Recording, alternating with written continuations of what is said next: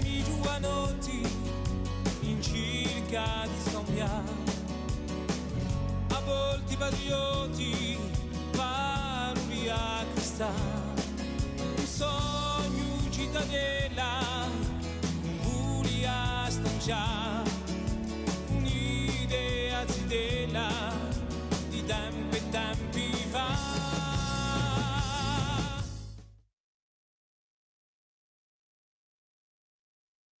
Merci beaucoup à toutes et tous d'être venus si nombreux.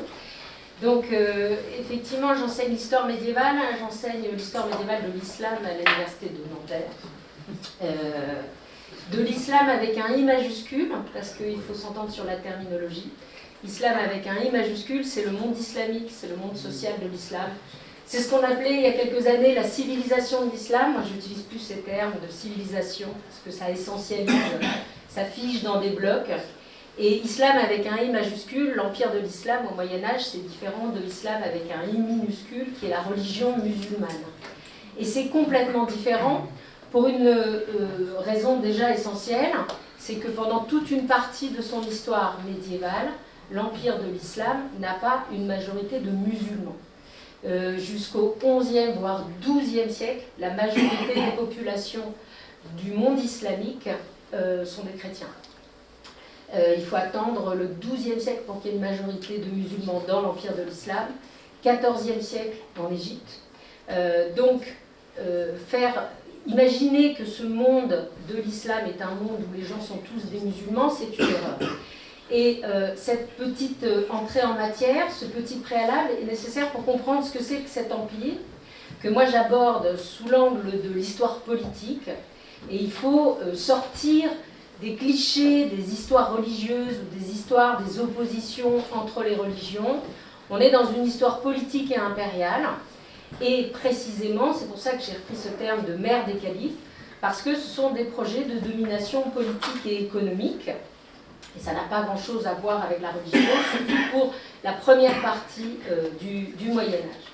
Alors, ce monde de l'islam, donc avec un I majuscule, cet empire, nous allons essentiellement l'aborder là au Xe siècle, et j'ai repris le titre d'un livre de Christophe Picard qui s'appelle « La mère des califes », parce qu'effectivement, au Xe siècle, une grande partie des terres qui bordent la Méditerranée sont entre les mains de pouvoirs islamiques.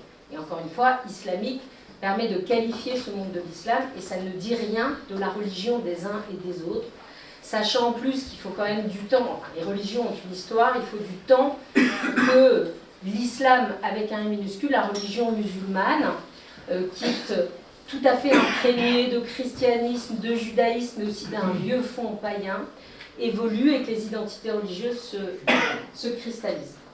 Alors j'ai commencé avec la carte d'Al-Idrissi.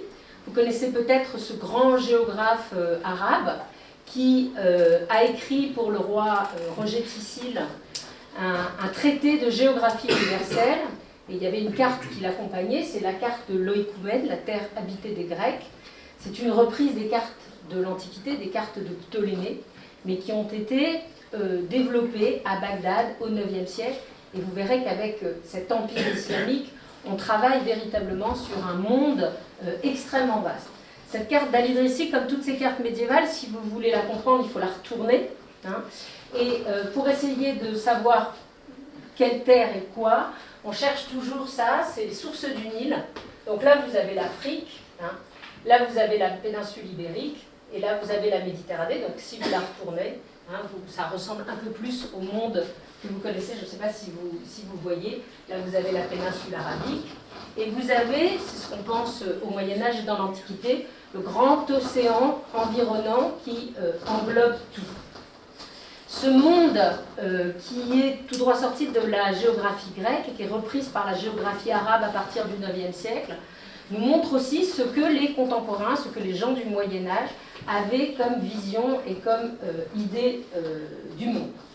Alors, cette Méditerranée du Xe siècle, évidemment, on ne peut la concevoir que si on comprend ce qui s'est passé avant, et ce qui s'est passé notamment dans le cadre de la constitution de l'Empire islamique. Alors, je reviens très rapidement. Comme vous le savez, à la mort du prophète qu'on appelle Muhammad ou Mohamed, et qu'on va arrêter d'appeler Mahomet comme les orientalistes du XVIIIe siècle, à la mort du prophète de l'islam en 632, se constitue un immense empire qui, pour faire vite, va aller de l'Indus aux Pyrénées, en à peu près un siècle, entre 632 et 750. Ce sont des conquêtes fulgurantes, des conquêtes extrêmement importantes, et qui permettent de faire l'unité des tribus arabes dans un projet qui est celui de la constitution d'un empire, de l'empire califate. Sous les 4 premiers califes, calife en arabe signifie successeur, c'est donc la conquête, vous voyez, de cet immense empire. Les 2 empires qui sont au nord de la péninsule arabique sont les premiers attaqués et conquis. L'empire byzantin qui perd la Syrie puis l'Égypte.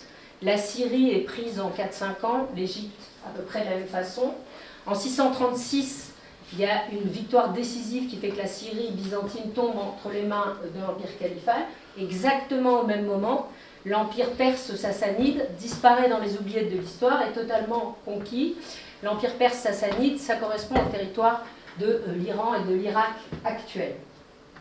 Pour des raisons internes à la caste dominante du califat, il y a une interruption des conquêtes dans les années 650, parce qu'il y a une guerre civile, et ça repart sous la grande dynastie des Omeyyades, à partir des années 660, avec une expansion maximale et vers l'ouest et vers l'est. L'expansion vers l'est permet d'atteindre le fleuve Talas, où il y a une grande bataille en 751, qui est une bataille entre les armées islamiques et l'armée chinoise des Tang. C'est une grande victoire islamique. Là aussi, on ne parle pas de victoire arabe. L'essentiel des gens qui sont dans cette armée ne sont pas des Arabes. Il y a un phénomène où on agglomère, on incorpore à l'armée des vainqueurs les vaincus d'hier et on les associe aux conquêtes de demain. Et donc, Talas, qui est aujourd'hui à la frontière du Kyrgyzstan, est la limite est atteinte par ces armées islamiques. Au nord de l'Empire islamique, c'est l'échec devant Constantinople, qui y a un très célèbre siège en 717-718 qui se solde par un échec. Et donc Constantinople n'est pas prise. En revanche, vers l'ouest, c'est la conquête de la province romaine d'Africa. Le nom est arabisé, ça devient Ifriqiya. Puis la totalité du Maghreb. C'est la seule conquête difficile de toutes les conquêtes islamiques. Il faut, je vous disais, c'est mon micro qui fait ce bruit-là? Je ne sais pas. Ouais. Bon. Il faut 5-6 ans pour prendre la Syrie, puis l'Égypte, l'Empire perse. Il faut 40 ans pour prendre le Maghreb à cause de la résistance des populations locales, des populations berbères, qui sont elles aussi organisées sous forme de tribus et qui véritablement résistent. Vous connaissez peut-être la figure semi-légendaire. Je parle sans micro, ça sera peut-être plus simple.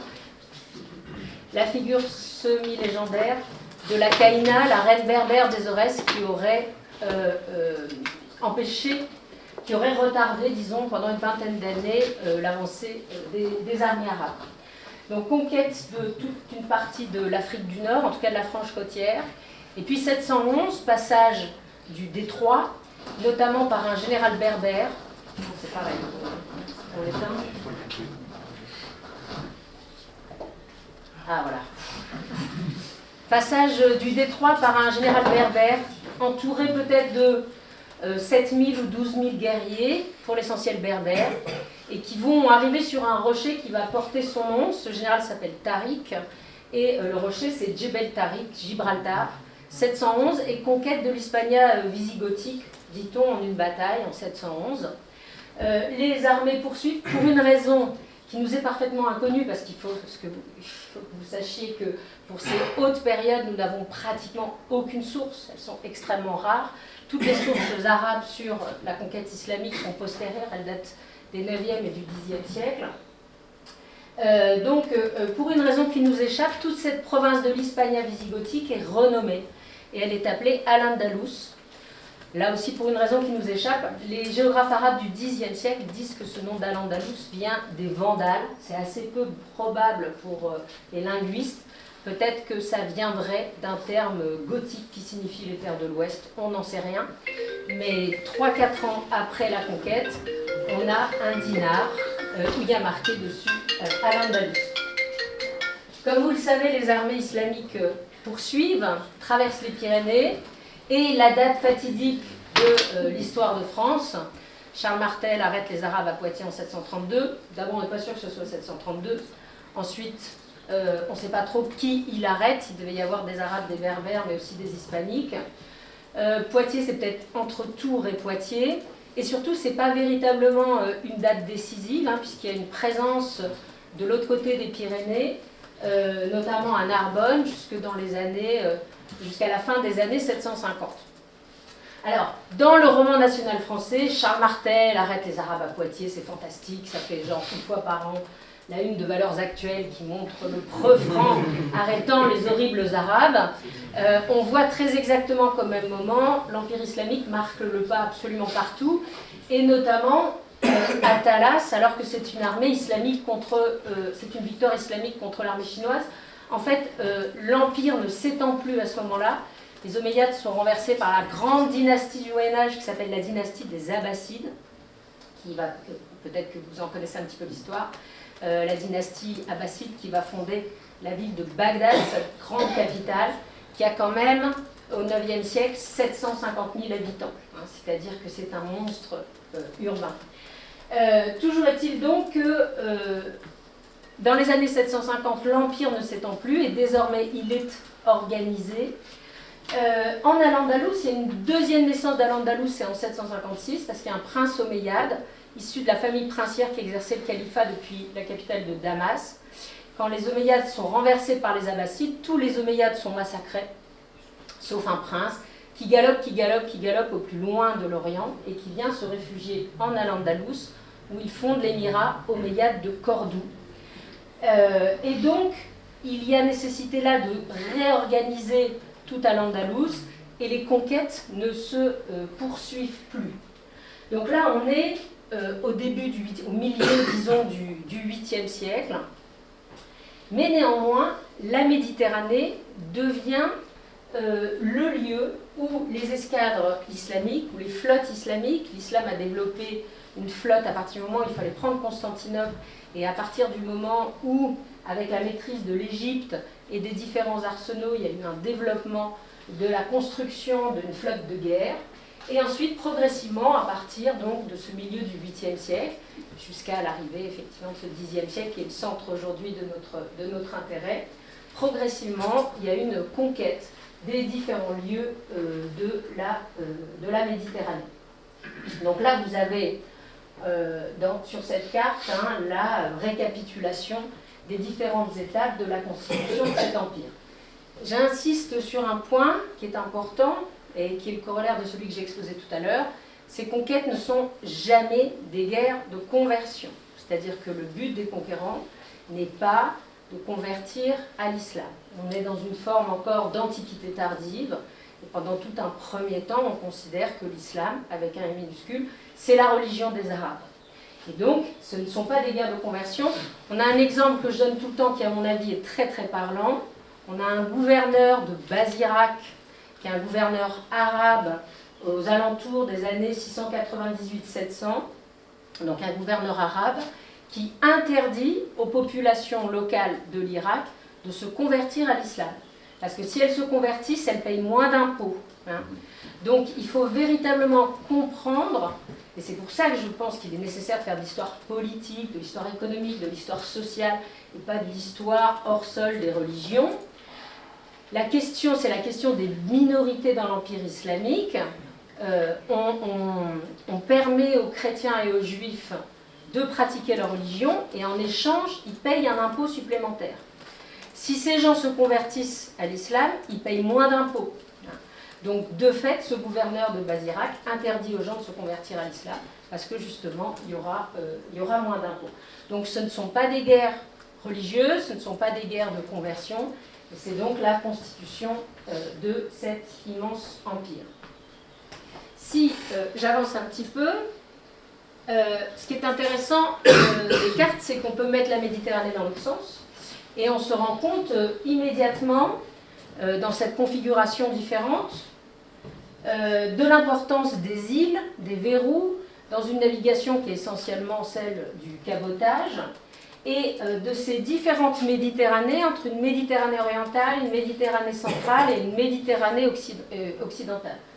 On voit tout de suite l'importance évidemment non seulement de la péninsule italienne, mais surtout de la Sicile, qui est véritablement le verrou entre la Méditerranée orientale et la Méditerranée occidentale.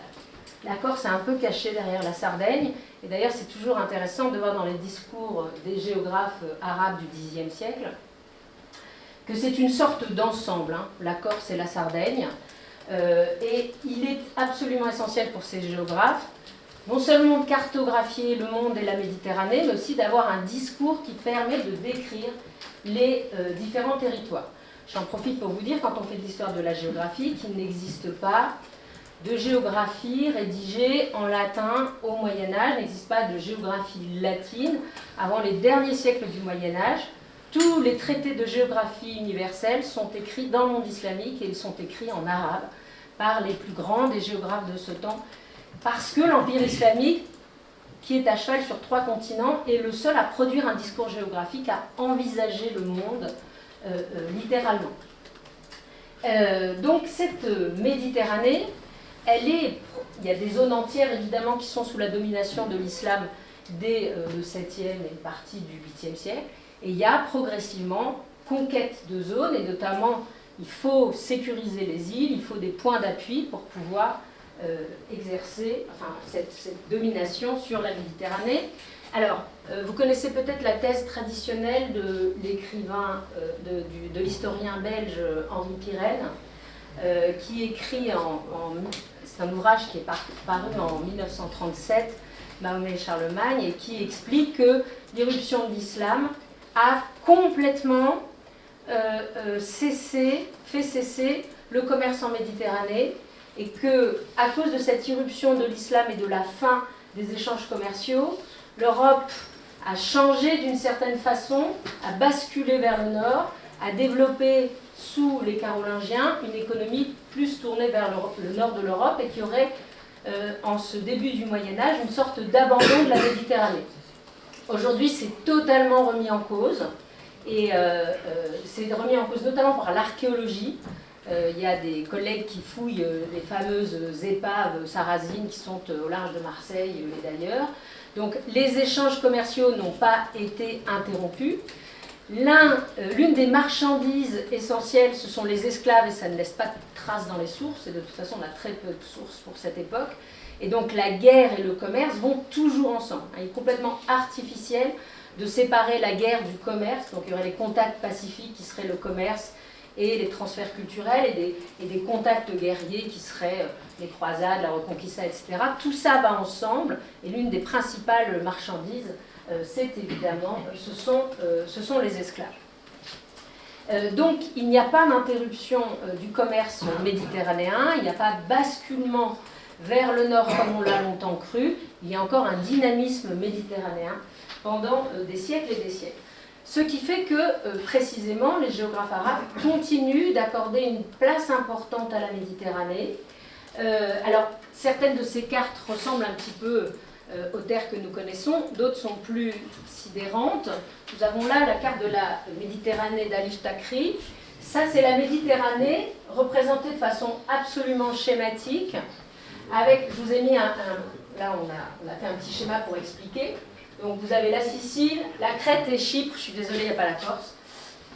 Et là vous avez une drôle d'île en plein milieu, c'est Jabal al-Kilal. Jabal al-Kilal, c'est le Fraxinetum, c'est l'endroit où il y a eu un émirat corsaire, un émirat pirate, une présence des morts dans la région qui n'est pas la plus laide de la France actuelle, hein, au-dessus de Saint-Tropez. Le Fraxinetum qui n'est aujourd'hui toujours pas totalement localisé, et où pendant une centaine d'années, hein, jusqu'en 972, il y a eu une présence, il y a eu un État musulman qui a dominé cette région, ce qui explique aussi le nom du massif des morts, à cause de cette présence islamique. Ce sont des marins qui viennent d'Al-Andalus, de l'Espagne islamique, et qui se sont installés dans cette région. Et il est intéressant de montrer que c'est présenté sur les cartes comme une île, c'est cette espèce d'île-là. Jabal el-Kilal, ça veut dire la montagne des cimes, et c'est présenté comme une île dans cette représentation tout à fait schématique de la Méditerranée.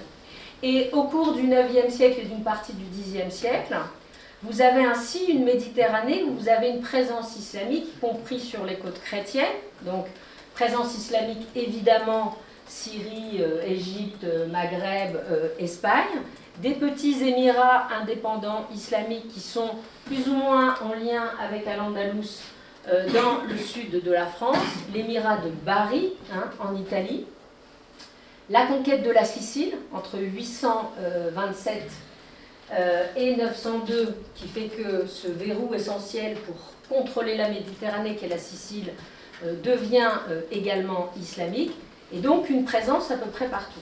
Alors ce qui est intéressant, c'est que ce qui est identifié dans les rares sources latines que nous ayons comme le moment maximal des raids islamiques contre les terres chrétiennes, à partir des années 800 et jusqu'aux années 900 à peu près, c'est le moment où précisément en Al-Andalus, l'état des Omeyyades se stabilise, n'encourage plus du tout la piraterie, ne mène plus de grandes opérations de djihad, c'est-à-dire de guerre légitime, mais ce sont ces petits émirats corsaires qui vont se charger de faire craindre en même temps l'islam, et ce qui permet, notamment au gouvernement omeyyade de Cordoue, de montrer qu'ils ont ces alliés corsaires ou pirates, je reviendrai sur ce terme, qui font peser le rapport des forces en faveur de l'islam. Mais ce ne sont pas les États d'Al-Andalus, ce n'est pas l'État d'Al-Andalus qui organise ces expéditions. Ce qui est intéressant, c'est que la présence au Fraxinetum, à la garde freinée peut-être de cet émirat islamique entre la moitié du 9e siècle et 972, c'est interprété comme dans l'historiographie européenne des 19e et 20e siècles, comme des pirates sans foi ni loi, alors qu'ils sont quand même restés 100 ans. Et sans foi ni loi, c'est pour les distinguer de ces combattants du djihad, de ceux qui auraient fait les conquêtes islamiques au siècle précédent et qui, eux, étaient animés d'une foi islamique. Et c'est toujours intéressant de faire de l'historiographie, c'est-à-dire de comprendre l'histoire de l'histoire, de voir comment on écrit l'histoire. Et au XIXe siècle, notamment quand la France conquiert l'Algérie, à partir de 1830, il semble inenvisageable qu'il puisse y avoir une colonie islamique, une colonie musulmane dans le sud de la France. C'est juste pas possible. Donc, on en fait des espèces de pirates, des gens qui ne sont animés par pas grand-chose, alors que c'est précisément une colonie au sens grec du terme, au sens ancien du terme, c'est-à-dire une implantation pérenne. Alors ces gens, ils sont a priori venus d'Al-Andalus, ils sont en rupture de ban. C'était une république corsaire à Pechina qui ensuite, à cause du pouvoir important des Omeyyades, se sont exilés. En fait, on ne sait rien, on ne sait pas grand-chose de leur religion. On sait qu'ils sont instrumentalisés par les différents pouvoirs locaux comme une force d'appoint, mais en tout cas, il y a une présence de l'islam importante dans le sud de la France à cette époque, mais de l'islam, encore une fois, avec un I majuscule, c'est-à-dire un pouvoir islamique, et évidemment, on ne sait pas grand-chose de plus.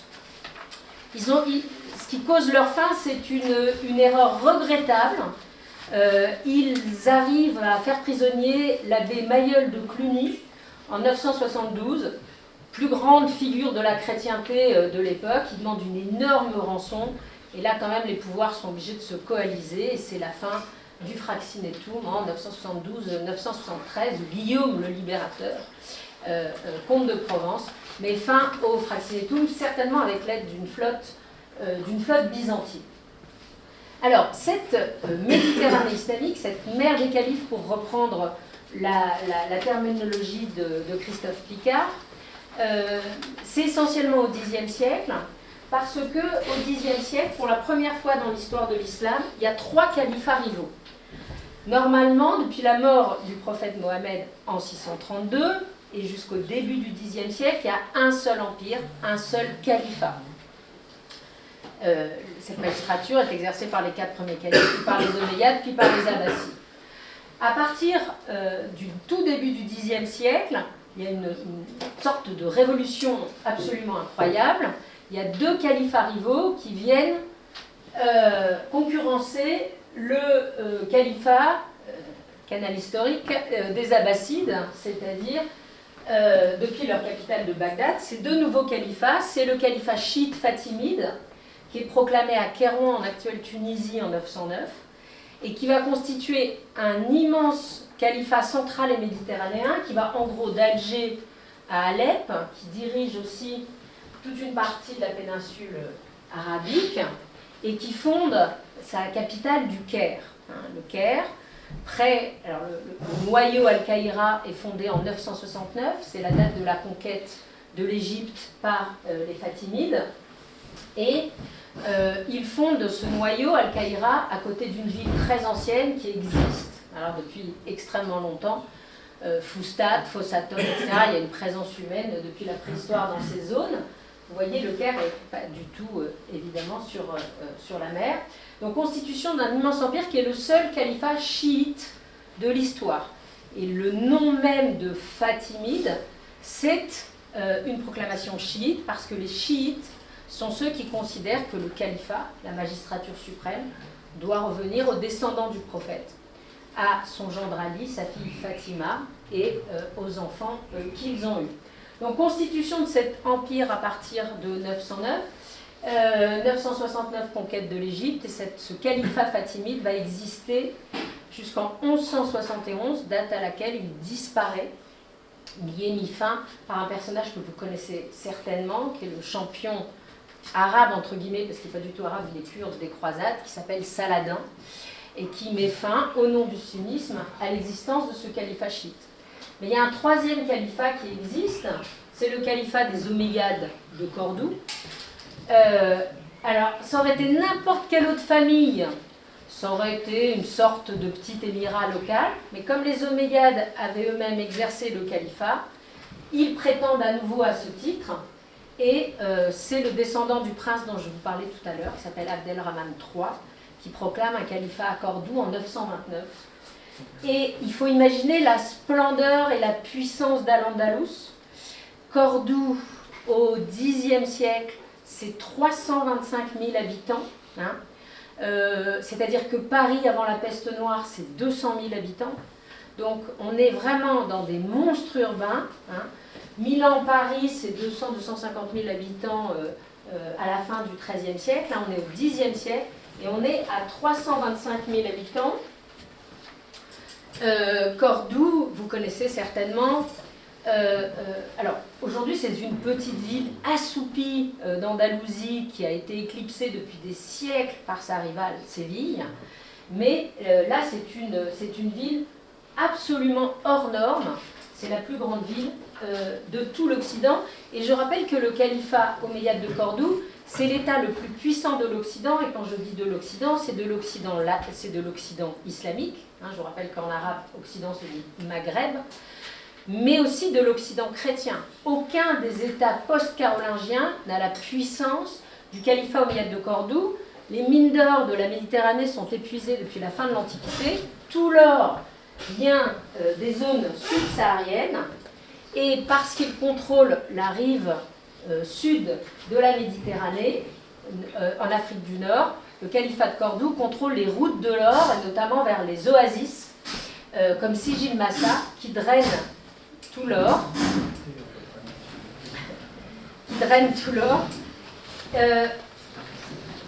Les Omeyyades de Cordoue sont les seuls à frapper des monnaies d'or au Xe siècle. Aucun autre État de l'Occident, disons, ne frappe des monnaies d'or. Il y a une incroyable puissance commerciale, il y a une production agricole hors norme, il y a toujours eu l'irrigation en Méditerranée Mais dans le cadre de l'Empire islamique, il y a des généralisations des techniques de canaux qui sont des techniques qui viennent d'Iran. Le terme de canaux en français vient de kanat, qui est un terme iranien, pour éviter l'évaporation de l'eau. Et vous savez qu'on introduit en Espagne la canne à sucre, le riz, l'abricot, l'aubergine, toutes sortes de choses. Il y a aussi un très grand dynamisme de l'artisanat. Et notamment, vous savez que le terme de cordonnier vient de Cordoue, donc tout le travail du cuir est tout à fait là exceptionnel à Cordoue. Et quand on a le détail de ce qui est offert à Geoffroy Plantagenet, futur roi d'Angleterre au XIIe siècle, lors de son habillement, il a des selles en cuir de Cordoue, des harnachements pour chevaux en cuir de Cordoue, c'est le comble du luxe. Cette puissance de Cordoue, cette puissance économique, cette puissance financière, c'est aussi une puissance militaire, et les petites principautés du nord de la péninsule, qui donneront par la suite la Castille et l'Aragon, gravitent complètement comme des satellites autour du cœur cordouan et de la puissance cordoine. Vous connaissez peut-être tous ce monument symbole des Omeyyades, qui est la grande mosquée de Cordoue, qui a une architecture absolument originale, avec cette forêt de colonnes, c'est des réemplois de colonnes antiques. La mosquée est édifiée, commence à être édifiée dans les années 780, elle est sans cesse agrandie tout au long du Xe siècle. Et ces arcs, avec l'alternance du blanc et du rouge, contribuent à la beauté de cette mosquée dont Idrissi, je parlais au début, dit qu'elle est la plus belle du monde. Et vous avez là une des coupoles, ce sont des artisans byzantins envoyés par l'empereur byzantin qui ont fait notamment un certain nombre de mosaïques. Alors on a longtemps cru que le fait qu'il y ait 3 califats, c'était la fin de l'Empire unique et donc que c'était un amoindrissement de l'islam. Et là aussi, traditionnellement, on montrait dans une historiographie des 10e et 20e siècles un apogée de l'islam au 9e et en partie au 10e, et ensuite un irrémédiable déclin. Aujourd'hui, on a complètement rompu avec cette interprétation-là. La division de l'Empire en 3 califats rivaux, ça n'entraîne pas du tout une diminution de la présence islamique, mais une démultiplication des structures impériales. C'est-à-dire que les Omeyyades sont en rivalité avec les Fatimides, qui sont en rivalité avec les Fatimides, et ça donne une sorte de concurrence des cours qui aura les palais les plus somptueux, la flotte la plus impressionnante, qui fera le plus de conquêtes, qui dominera les mers, etc. Et donc le Xe siècle, c'est le temps absolument, véritablement maximal de cette puissance islamique en Méditerranée. Et les Fatimides, dont vous voyez ici l'immense empire, contrôlent une très grande partie de la Méditerranée, grâce notamment à la Sicile, aux terres d'Ifriqiya et évidemment à la Méditerranée orientale. Les Fatimides auraient écrasé les Omeyyades s'ils n'avaient pas réussi en 969 à conquérir l'Égypte et donc à se détourner vers l'Orient, leur but étant de renverser les califes de Bagdad. Ils n'y arriveront jamais, mais de fait, ça laisse quand même les mains libres aux Andalous pour gérer une grande partie de la Méditerranée occidentale. Alors, ce qui m'intéressait sur toutes ces cartes, c'est qu'à chaque fois, la Corse est byzantine. Alors ça, c'est des cartes qui ont été faites pour le programme d'agrégation il y a 10 ans. C'était sur le monde islamique. Corse et Sardaigne sont byzantines. Toutes les cartes que j'ai trouvées dans les manuels du secondaire, la Corse et la Sardaigne sont byzantines. Donc je commençais à me demander si j'avais vraiment loupé des épisodes essentiels. Et c'est là où on voit aussi l'incertitude d'une certaine façon dans le placement de la Corse. Alors, il ne s'agit pas de faire une histoire pour le Xe siècle de la Corse uniquement, mais de voir à quel point la Corse, comme d'autres terres dans cette Méditerranée, est au centre d'enjeux qui dépassent mais alors totalement le territoire, et qui sont en fait des chocs impériaux, des chocs entre plusieurs projets impériaux. On sait que les raids sur la Corse sont très importants entre, par exemple, 806 et 813, parce que c'est considéré par le pouvoir islamique comme la Corse étant potentiellement les zones de base arrière de la flotte carolingienne, avec un certain nombre, disons, de personnalités carolingiennes qui auraient pu à ce moment-là diriger une flotte. Donc on voit que le but de ces empires, de cet empire islamique, c'est de déloger par des raids les différentes, les concurrents impériaux qui pourraient s'installer dans les endroits. Et les conquêtes des îles, c'est véritablement pour s'assurer la maîtrise des mers, pour empêcher, bien sûr, les flottes ennemies de pouvoir s'attaquer aux terres de l'islam. C'est aussi pour assurer une maîtrise commerciale sur les mers. Et les raids sont destinés essentiellement à empêcher qu'il y ait un enracinement profond et long des différents pouvoirs concurrents dans ces îles qu'il est nécessaire de tenir. Alors il y a tout un débat qui tourne autour des conquêtes islamiques, et c'est pareil quand il est question de Poitiers. Est-ce qu'il s'agit simplement de raids isolés ou de tentatives de conquête? Et comme vous le savez, dans le contexte qui est le nôtre, celui d'une vingtaine d'années, on dira, ou disons depuis 2001, tout ce qui a trait de près ou de loin à l'islam électrise tous les débats. Et donc, la question des conquêtes islamiques, je vous le disais, n'a absolument aucune dimension religieuse, mais c'est présenté, alors, est-ce que ce sont des raids ponctuels ou est-ce que ce sont des tentatives de colonisation? Et en fait, ce n'est pas du tout contradictoire, c'est-à-dire que toutes les conquêtes islamiques ont été au début initiées par des raids où on va tester les résistances potentielles, essayer de voir les richesses, et ensuite, soit ça devient véritablement une colonie définitive, une conquête définitive, soit c'est juste un raid. Et ce qui est intéressant, c'est de voir le pragmatisme de ces hommes du Moyen-Âge qui, par exemple, ont complètement laissé tomber la conquête du nord-ouest de la péninsule ibérique. Les zones basques, alors là aussi, c'est tout le temps, on montrait les Basques ont résisté à tout le monde, aux Romains, aux Carthaginois, aux Francs, aux Arabes, etc. Mais je ne veux surtout pas vraiment blesser les Basques. Mais pour le coup, cette zone n'intéresse personne.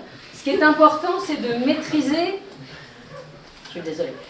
C'est de maîtriser le franchissement des Pyrénées. Et cette zone-là, c'est trop compliqué de maîtriser des zones qui sont à la fois montagnardes, pas assez riches, et qui n'entravent en rien le commerce. Donc ce n'est pas du tout stratégique de perdre du temps et des hommes pour, à cet endroit, aboutir à une conquête tout à fait importante.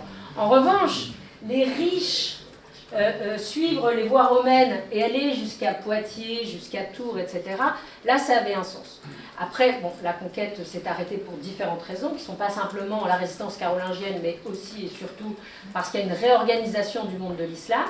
Mais il est important de voir qu'il y a aussi conquête, et ça serait complètement idiot d'enlever la charge violente du Moyen-Âge. C'est-à-dire que dès qu'il est question d'islam, il y a en gros deux écoles d'interprétation. Soit c'est pour dire ce sont ces affreux arabes, musulmans, etc., qui cherchent à conquérir tout, etc. Soit au contraire, on présente ça comme une espèce de promenade tranquille, un pique-nique où les gens seraient allés se balader vers Poitiers et Tours, et puis ensuite auraient reflué. Il ne faut pas vider le Moyen-Âge de sa charge violente. Il faut voir que c'est évidemment à la fois des entreprises de colonisation et de conquête, mais qu'après ça organise des sociétés qui sont très largement pluriconfessionnelles. Alors ce qui est intéressant avec le recul historiographique, c'est de voir qu'au même moment, pour l'Occident latin, il n'y a pas du tout que les conquêtes islamiques. Les Vikings, croyez-moi, je suis normande, sur tout l'ouest et sur tout le littoral du territoire des Francs, c'est particulièrement horrible. Mais sauf qu'aujourd'hui, personne n'en veut aux Scandinaves, visiblement. On ne leur dit pas à ces horribles Scandinaves qui buvaient dans nos crânes et qui ont complètement, au contraire, c'est même plutôt à la mode. Vous avez les Hongrois également qui font très très peur. Je vous rappelle que le nom de Hongrois a donné le terme d'ogre. Donc pour faire peur aux enfants, on leur disait que les Hongrois allaient venir. Et donc ce qui est intéressant, c'est de voir dans quel contexte on parle, dans quel contexte on fait de l'histoire. Et quand on fait de l'histoire de l'islam, eh ben, c'est toujours compliqué maintenant. Et donc, si on restitue ce haut Moyen-Âge, c'est une période d'affirmation des monothéismes, de déplacement des peuples, de reconfiguration politique, de constitution d'empires nouveaux, et dans cette espèce d'immense jeu géopolitique, évidemment, ce sont des guerres et des conflits. Mais en même temps, même si on ne peut pas opposer rapport pacifique et rapport guerrier, de fait, la mise en contact, ça crée des co-constructions. Ça crée des transferts culturels. Aujourd'hui, on ne parle plus d'échanges culturels, par exemple, entre le monde islamique et le monde latin au Xe siècle. Il n'y a pas d'échange parce qu'il n'y a pas de réciprocité.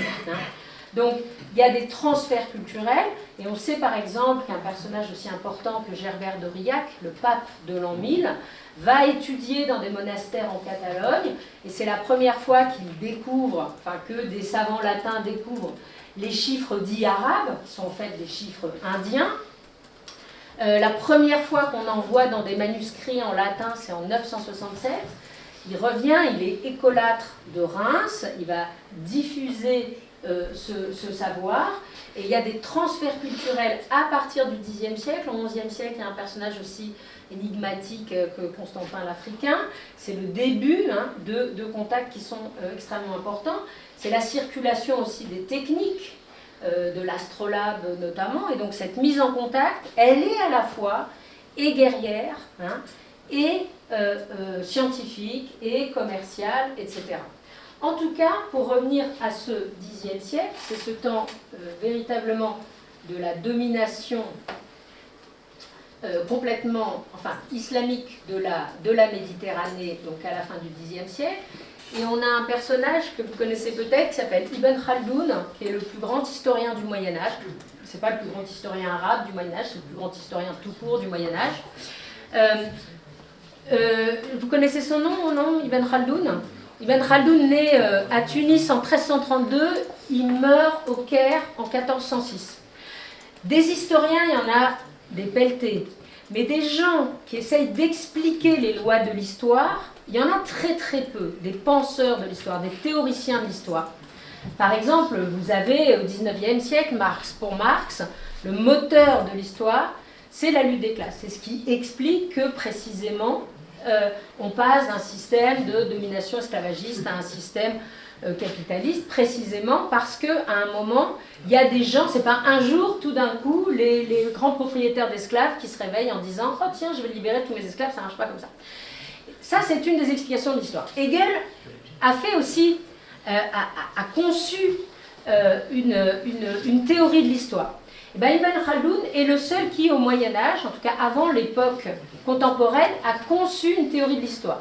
Et pour lui, la théorie de l'histoire, c'est qu'il existe deux modes de vie en société, les nomades et les sédentaires, et que toujours, à un moment, les nomades réussissent à devenir les maîtres des États sédentaires. Ils renouvellent les États, ils finissent par se ramollir et ils se font avoir par une vague nomade par la suite. Ça lui permet d'expliquer les conquêtes arabes, la rapidité des conquêtes arabes, mais ça marche avec l'Empire romain, ça marche avec l'Empire chinois, même si évidemment Ibn Khaldoun n'en parle pas. Ibn Khaldoun nous fait un portrait de la Méditerranée au Xe siècle où il montre la puissance de l'islam, encore une fois avec un I majuscule, la puissance de ce monde islamique et la façon dont ces gens qui étaient issus de la péninsule arabique et donc qui n'avaient aucune connaissance véritablement de la mer et du monde maritime, en sont venus ensuite par ces conquêtes à s'imprégner de cette culture de la mer et avec la compréhension politique de la nécessité de contrôler deux mers essentielles au Moyen-Âge, qui s'appelle ça une mer, c'est l'océan Indien, qui est appelée mer des Arabes, et la mer Méditerranée, qui est appelée aussi par les Arabes la mer syrienne, ou alors la mer des Roums, la mer des Romains, et la nécessité donc de s'imprégner de cette culture maritime. Et on retrouve très souvent cette image de la mer qui doit être chevauchée par des bateaux. L'interdiction dura, donc quand les musulmans s'emparèrent de l'Égypte, le calife Omar écrivit à son général Amr, Amr c'est celui qui a conquis l'Égypte, pour lui demander de lui décrire la mer. Omar, le deuxième calife de l'islam, n'avait jamais vu la mer. Eux lui répondit, la mer est un être immense, chevauché par de faibles créatures comme des vers sur du bois. Du coup, le calife interdit aux musulmans de naviguer. L'interdiction dura jusqu'à l'avènement de Muawiyah, c'est celui qui fonde la dynastie des Omeyyades, qui permet aux musulmans de s'embarquer et de faire le djihad sur la mer. C'est que les bédouins arabes n'étaient pas au début exercés à la maîtrise de la mer, tandis que les byzantins et les francs, en raison de leur expérience de la mer, en avaient l'habitude. Par la suite, les Arabes devinrent puissants avec un pouvoir royal et un État solide. Les nations étrangères passèrent à leur service sous leur domination. Tout artisan vint leur proposer ses talents, ils employèrent des marins étrangers. Effectivement, la conquête, par exemple, de Carthage, la conquête de la Carthage qui appartient à l'Empire byzantin par les armées islamiques, elle est faite par des marins égyptiens qui sont sous contrôle de généraux omeyyades. Et ben, ces marins égyptiens qui font la conquête islamique de l'Afrique du Nord, ils sont chrétiens. Donc, encore une fois, c'est absolument impossible de faire une histoire médiévale qui serait une histoire des musulmans contre les chrétiens, ça ne marche pas comme ça. C'est beaucoup plus compliqué. Et alors, avec les étudiants, des fois des étudiants de L1, je me suis rendu compte que pour eux, quand il y avait la conquête de l'Espagne, alors il y avait les Arabes et les Berbères qui arrivaient en Espagne. En gros, ils repoussaient toutes les populations vers le nord, les hispaniques en quelque sorte. Et puis ensuite, il y avait les Aragonais et les Castillans qui poussaient tout le monde vers le sud. Non, c'est les mêmes populations, c'est parce qu'elles se convertissent évidemment dans tous les sens. Et pour les conversions, notamment les conversions à l'islam, les premiers qui se convertissent notamment en Espagne, c'est les quelques documentations qu'on a, c'est toujours les élites, pour rester du côté du pouvoir. Toujours. Ce n'est pas les pauvres, les esclaves, etc. Ce sont bien évidemment les élites. Donc, les conquêtes islamiques, quand je lis dans les manuels du secondaire, les manuels de collège, que ce qui fait le ciment des troupes arabes, c'est leur foi dans l'islam et leur maîtrise de l'arabe, ça me fait doucement rigoler, parce qu'au moment des conquêtes islamiques, dans les armées islamiques, il devait y avoir 10% de musulmans, et à mon avis, ils parlaient vraiment, ils étaient très loin de parler ne serait-ce que quelques mots d'arabe. Donc, c'est précisément des constitutions impériales. Donc, tout artisan va leur proposer ses talents, ils employèrent des marins étrangers, construisirent des navires et des galères, embarquèrent des armées pour combattre les infidèles d'outre-mer. Le calife Abdelmalik ordonna au gouverneur de l'Ifriqiya de construire à Tunis un arsenal. Ce fut de là que partit la conquête de la Sicile, au temps de Ziyadat Allah l'Abiyad, et la suite avec une phrase qui est restée célèbre. Donc au temps des califats, les musulmans s'emparèrent de toute la Méditerranée, étendirent sur elle leur pouvoir et leur domination. Les nations chrétiennes étaient impuissantes contre les flottes de l'islam. Les musulmans s'emparèrent de toutes les îles méditerranéennes. Je suis désolée, là aussi la Corse n'est pas citée.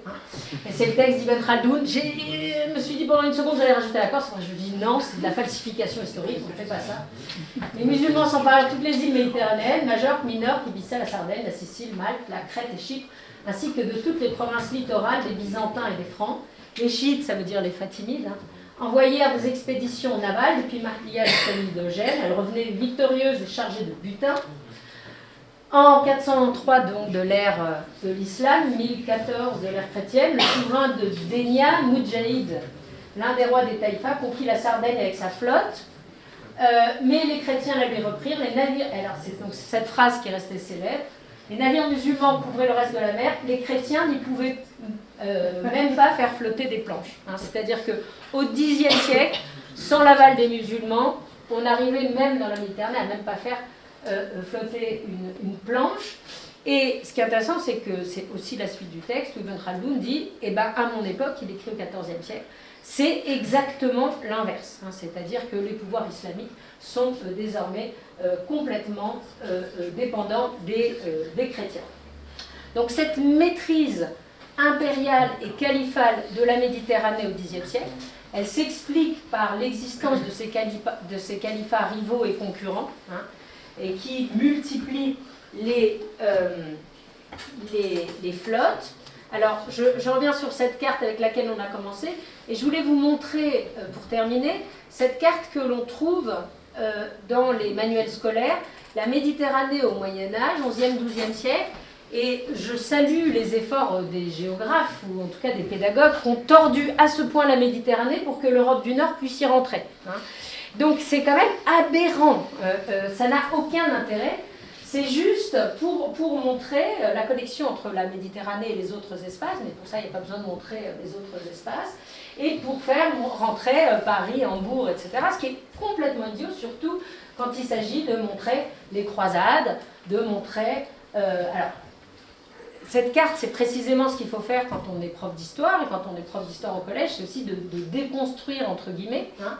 Donc les civilisations, on voit que c'est des co-constructions, il y a autant de chrétiens sur la rive nord que sur la rive sud de la Méditerranée pratiquement à cette époque. Donc il y a l'Europe occidentale. Alors l'Europe occidentale, donc visiblement c'est l'Europe de l'Ouest. L'Europe occidentale va jusqu'à la Russie, c'est quand même pas mal en termes de l'Ouest, c'est une conception quand même très très large de l'Ouest. L'Empire byzantin, ça va, c'est des chrétiens, c'est les héritiers des Romains, hein, alors que l'Empire de l'Islam est autant héritier de Rome que les Byzantins. Mais le monde islamique est morcelé, hein, alors que précisément l'Occident latin, visiblement, ne l'est pas à cette époque. Bon, ça fait doucement rigoler. Elles entretiennent des contacts pacifiques, bon, et puis également violentes avec la Reconquista en Espagne. Le terme est assez discuté parce que la Reconquista, ça veut dire reconquérir ce qu'on possédait avant. La Reconquista chrétienne, c'est quand la Castille et l'Aragon conquièrent les terres d'Al-Andalus, et donc reconquièrent, ça veut dire reprennent ce qui leur appartenait auparavant. Et j'ai un collègue espagnol, Alejandro Garcia Sanjuan, qui dit c'est difficile pour la Castille et l'Aragon de reconquérir, puisqu'elle n'existait pas au 8e siècle, et ce n'est pas du tout elles qui ont perdu l'Espagne. Et ce terme s'impose au 19e siècle, et ce n'est pas du tout pour rien qu'aujourd'hui le parti de Zemmour s'appelle Reconquête. Reconquête, ça veut dire reconquête contre l'islam. Que les choses soient claires, au cas où on aurait des messages subliminaux, ça veut dire contre l'islam. Et alors, ce monde médiéval, c'est un monde qu'il faut interpréter avec les textes médiévaux, avec ce qu'on sait, et tout l'intérêt du travail historique, c'est de dire qu'on a extrêmement peu de sources, qu'on peut essentiellement formuler des hypothèses, que ce qui différencie les historiennes et les historiens des polémistes, c'est que la plupart du temps, on ne sait pas, hein, et qu'on essaye là aussi de déconstruire et essayer de s'accorder ensemble, grâce à ce travail scientifique de la lecture des textes et des sources, quelles qu'elles soient, des matériaux archéologiques, des sources arabes, des sources latines, sur, disons, un récit historique, hein, et c'est ce qui différencie les polémistes qui, eux, visiblement, savent. Et il faut se rendre compte aussi de l'interpénétration de toutes ces cultures, de ce qu'on appelait auparavant les civilisations, et de la co-construction d'un monde méditerranéen global, où les gens parlent à la fois l'arabe et le roman, ou des langues plus ou moins déclinées du latin, où les bateaux parcourent absolument toute la Méditerranée. On a découvert des archives fantastiques dans la Guéniza du Caire. Je ne sais pas si vous connaissez on a découvert au Caire une synagogue dans laquelle il y avait une petite pièce qui était fermée, et tous les documents où il y avait le nom de Dieu dans la synagogue, ne pouvant pas être détruits, étaient mis dans une sorte de poubelle documentaire. Et on a redécouvert au début du XXe siècle cette petite pièce avec des manuscrits médiévaux. On ne pouvait pas des actes notariés, de toutes sortes de choses qu'on ne pouvait pas détruire parce qu'il y avait marqué le nom de Dieu, et donc qui ont été redécouverts. Ce sont des dizaines de milliers, hein, de fragments de documents, et qui montrent une Méditerranée au Xe siècle parcourue dans tous les sens, hein, par tous les bateaux, et des associations des fois entre chrétiens et musulmans, entre juifs et chrétiens, etc. Un monde très éloigné, hein, de celui qu'on imagine nous maintenant dans notre contexte au XXIe siècle et que l'on projette. Je m'arrête là parce qu'il faut peut-être du temps pour les questions, c'est ça, hein? Vous m'aviez dit, c'est ça?